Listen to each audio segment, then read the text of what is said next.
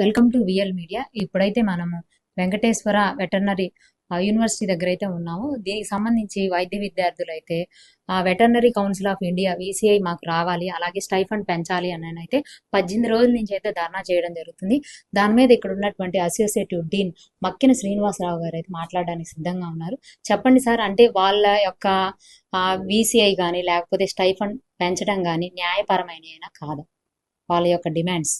ముందుగా VCI recognition గురించి మాట్లాడాలంటే భారతదేశంలో ఉన్న ప్రతి పశు వైద్య కళాశాలలో కూడా ఇలాంటి తంతే ఉంటుంది. ఎప్పుడైతే పిల్లలు అడ్మిషన్ తీసుకున్నారో అక్కడి నుంచి ఒక కాల ప్రాతిపదిక మీద కొన్ని VCI టీమ్స్ రావటం, వాళ్ళు ఇక్కడ ఉన్న సదుపాయాలు ఇవన్నీ పరీక్షించటం, ఆ తదుపరి వాళ్ళు ముందు తీసుకెళ్ళటం అనేది జరుగుతుంటుంది. అలానే ఈ కళాశాలలో కూడా 3 విడతలు VCI ఇన్స్పెక్షన్ జరిగింది.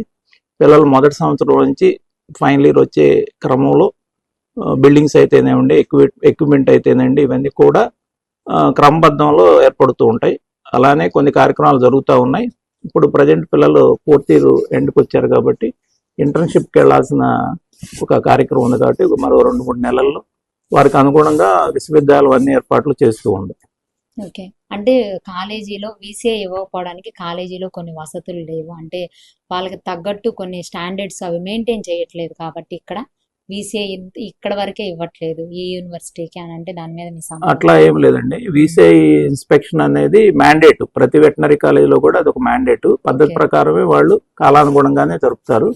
వాళ్ళు ఏదైతే ఇన్స్పెక్షన్ వచ్చినప్పుడు వాళ్ళు కొన్ని రిపోర్ట్స్ ఇస్తారు, దానికి అనుగుణంగా యూనివర్సిటీ చర్యలు తీసుకుంటుంటుంది. మళ్ళా మరోసారి తదుపరి VCI టీంని ఆహ్వానిస్తుంటుంది. ఇది గత 4 ఏళ్ళ నుంచి జరుగుతూనే ఉంది.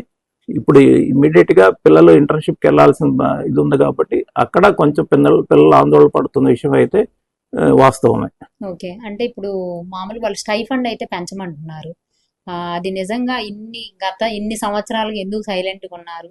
అంటే చెప్పిన ప్రభుత్వాలు వినిపించుకోలేదా, లేకపోతే అవసరం లేదని సైలెంట్గా ఉన్నారా? అసలు ఏం జరిగింది?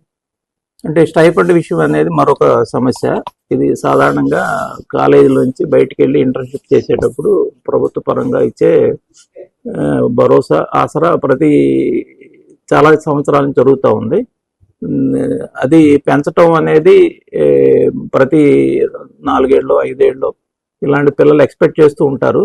అవి సరైన సమయంలో ప్రభుత్వాలు కూడా స్పందిస్తూ వాటి గురించి నిర్ణయం తీసుకుంటుంటాయి. గత కొన్ని సంవత్సరాల నుంచి కనుక మనం గమనిస్తే స్టైఫండ్ పెరుగుతూనే ఉంది.